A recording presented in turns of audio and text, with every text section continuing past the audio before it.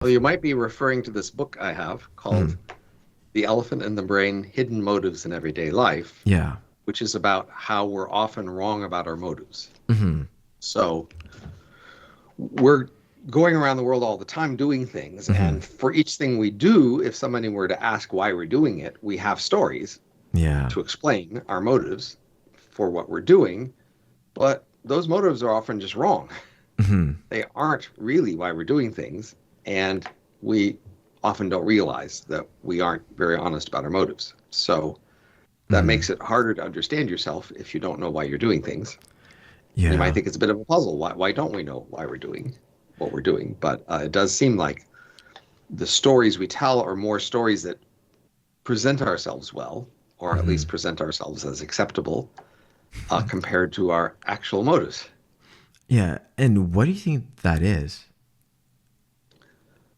Because your conscious mind Yeah. isn't in charge of you. Hmm. It's more like a press secretary.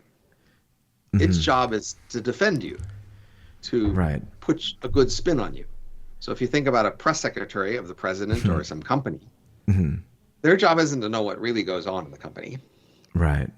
Their job is to spin whatever the company does and try to make it seem acceptable and even noble to outsiders. Hmm.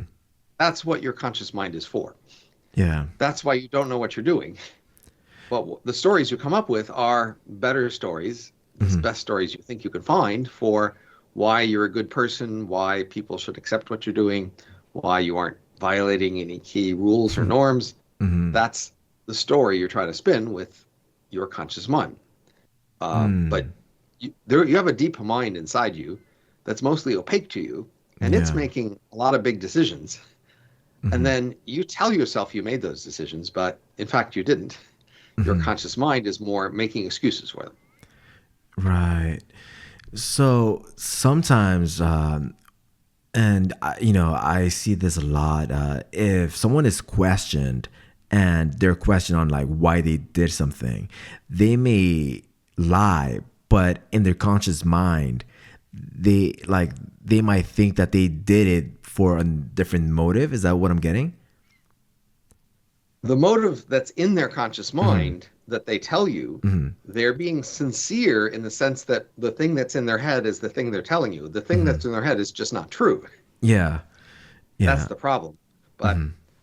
that they're being sincere about it as a way to persuade you. That is, you're looking for cues of insincerity and you don't see those, and Hmm. that what makes you more willing to believe what they say. So the way we figure out what people's real motives are is to look at the details in the patterns of their behavior. Hmm. So, for example, one of our chapters is about school, Right. and the question is, why do people go to school?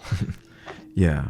And if you ask people in school why they're going to school, they will tell you typically, well, they're learning some material, Mm. and that material they learn will be useful somehow later in life, either directly or for skills acquired through it. That's the Right. usual story people will tell you about why they're going to school. But Uh-huh. if we look at what actually happens, we find that people actually don't remember very much of what they learned in school. Yeah. And the stuff they remember isn't actually very useful.